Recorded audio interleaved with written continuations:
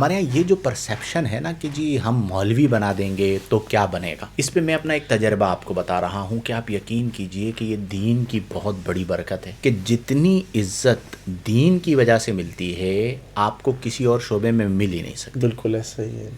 دنیا کے multi milliner billionaires جب بڑھاپے میں پہنچتے ہیں نا، ان کے ساتھ ایک بندہ بھی نہیں ہوتا۔ اور دین کی برکت کیا ہے کہ آپ دین پڑھانا شروع کریں، طلباء دین آپ کے ہاتھ چوم رہے ہوتے ہیں، آپ کے جوتے اٹھا رہے ہوتے ہیں، آپ کے پاؤں میں جوتے پہنا رہے ہوتے ہیں، اور آپ جب بڑھاپے میں پہنچتے ہیں تو دنیا آپ کو چھوڑ دیتی ہے، لیکن آپ کے مریدین، آپ کے معتقدین، آپ کے شاگرد، تلامذہ آپ کے قریب موجود رہتے ہیں۔ پھر آپ مر جاتے ہیں، بڑے بڑے ملٹی بلینر ہیں، مر جاتے ہیں، کوئی یاد بھی نہیں رکھتا، لیکن جنہیں آپ نے دین پڑھایا ہوا ہوتا ہے وہ نسل در نسل آپ کو یاد کر رہے ہوتے ہیں، کتابوں میں نام شامل ہو جاتا ہے، آپ کے لیے ایصال ثواب کر رہے ہوتے ہیں۔ یعنی ایسی وفا کہ جو دنیا اور آخرت کے لیے ذریعہ نجات بن سکتی ہے۔ دیکھیں میں آپ کو سمپل سی ایک بات کہتا ہوں کہ آج پاکستان کا سب سے بڑا مالدار آدمی جو ہو اسے آپ لے آئیے، کوئی اس کے ہاتھ چومے گا؟ سوال ہی پتہ۔ پرائم منسٹر سے بھی ہاتھ ملائیں گے، چلو بھائی نکلو۔ عالم ربانی کو لے آئیں، آپ دیکھیں اس کا ہاتھ چوم رہے ہوں گے، لائن میں لگ کر آپ کا انتظار کر رہے ہوں گے۔ تو جو عزت دین سے ملتی ہے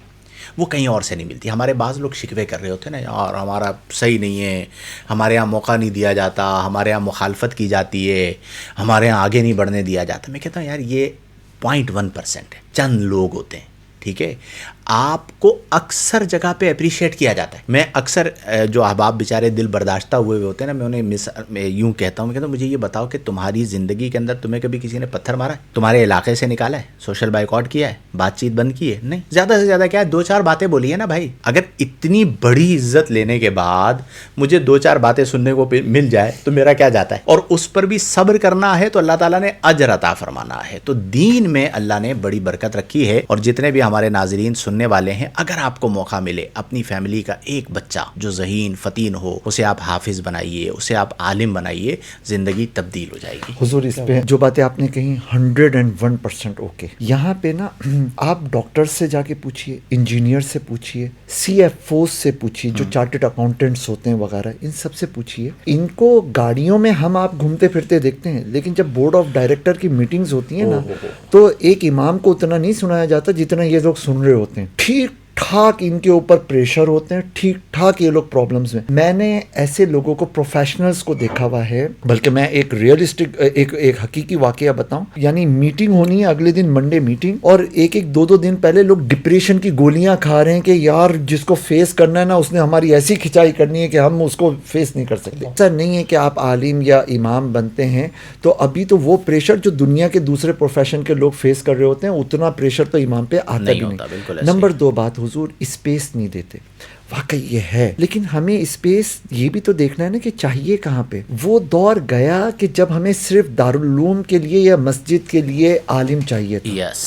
اس وقت عالم ہونے کی، امام ہونے کی ڈائریکشنز کو چینج کرنے کی نیڈ ہے۔ ہمارے پاس بہت سارے ڈپارٹمنٹس ہیں جس میں ہمیں علماء چاہیے، اور اتنا کھلا میدان ہے کہ یہاں پر ڈیمانڈ زیادہ ہے، سپلائی کم ہے۔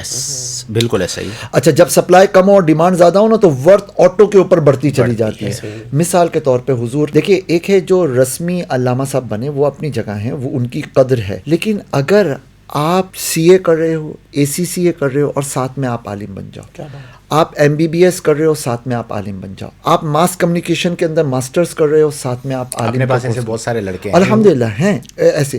آپ میتھمیٹکس کے اندر ہو، آپ ساتھ میں، آپ IT کی فیلڈ، کوئی سی بھی فیلڈ کے اندر ہو، ساتھ میں آپ عالم بن جاؤ۔ تو ان تمام فیلڈز کی اپنی ریکوائرمنٹس ہیں، اسٹاک ایکسچینج کے اتنے ایشوز ہیں کہ بس۔ تو اگر آپ پریکٹیکلی وہاں پہ ان ہیں اور دوسری طرف شریعہ کی ایکسپرٹیز رکھتے ہیں تو آپ کو لیڈنگ پوزیشن پر آنے سے کوئی روک نہیں سکتا۔ بالکل۔